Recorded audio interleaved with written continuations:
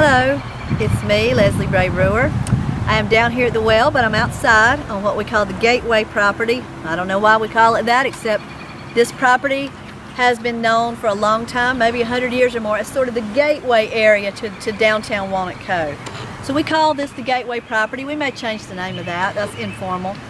But today is today technically is Sunday, but I'm a day behind, so I'm making 2 videos today for the Watch Walnut Cove Again series. 50 days of videos about why we should keep our eye on what's going on in Walnut Cove, because God is doing great things that could be used globally to see the move of God explode on earth. So today, we're going to pretend like it was yesterday, which was Saturday, May 11th, which would have been day 21. We're getting close to halfway through with this video series. We're counting up 50 days to Pentecost. We started at Passover. So now I want to talk to you about something to do with this property.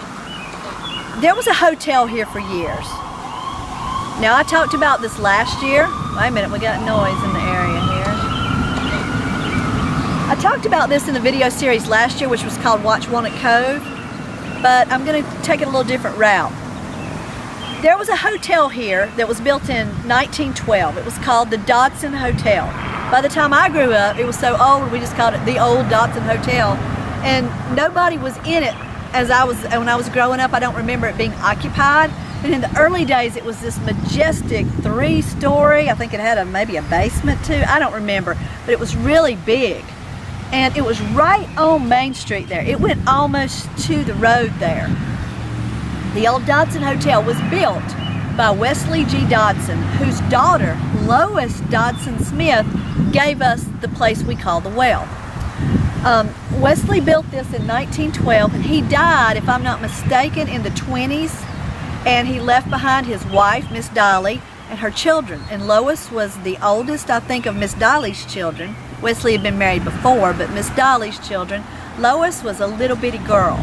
So she and her mother, they ran the hotel for a while after Mr. Dodson died, but it was really too much for Miss Dolly and little children to handle, so they moved into the house behind the hotel, the Well. And Lois lived there until she went to the assisted living and wanted to give us this house. Well, the hotel stood here and just became very decrepit and began to fall down. I'm just going to be honest with you, I never had a thought about the hotel that it could ever be our property. At that time, we actually incorporated our ministry here in 2011, and then we made it a federal 501c3 the next year in 2012. The hotel was still here, and we would come here and pray, and we would sometimes come outside and just walk the streets and pray. We've been praying for a lot of years, interceding for Walnut Cove. Y'all know that because you've been watching. The prayer effort in Walnut Cove has been huge. Travail for this town. Well, one night we were walking, and I'm going to guess it was 2012, and my friend Ravonda, her husband John, we were just all praying outside, and Ravonda said, let's walk around that hotel. It was kind of creepy at the time because it was just, anything near it was weedy and overgrown, and I'm like, what? She said, I feel like we're supposed to walk around that hotel. We need to claim it. I said, claim the hotel?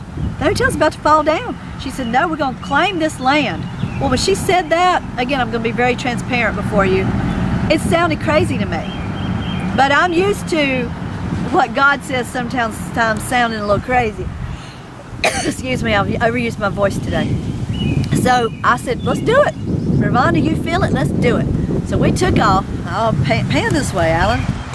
We took off from here, and we walked down this way, all the way around the hotel. Again, the hotel went almost to the road, very little, there was no yard basically.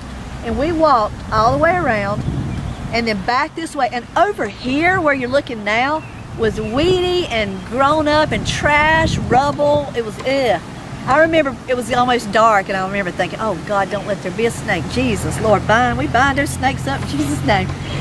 But she felt we were supposed to claim this land. Again, that sounded really crazy to me at the time. She was right. She was hearing God.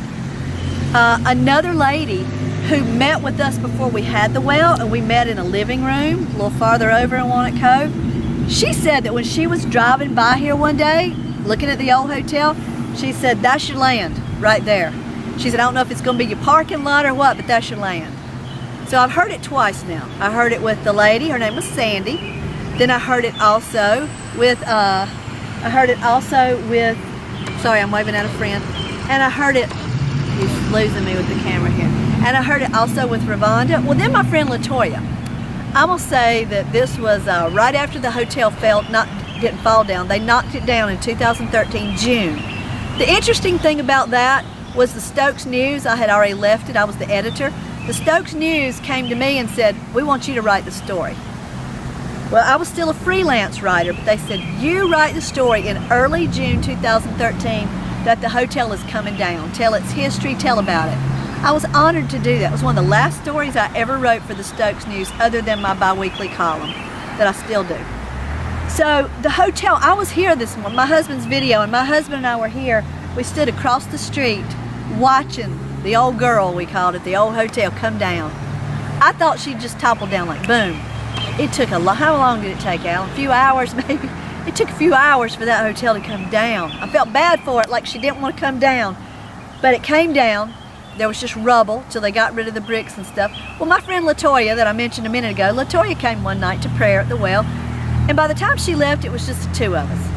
And LaToya said, you praying about that land, right? I said, you were like the third person to tell me that. She said, seriously, are you praying about that land?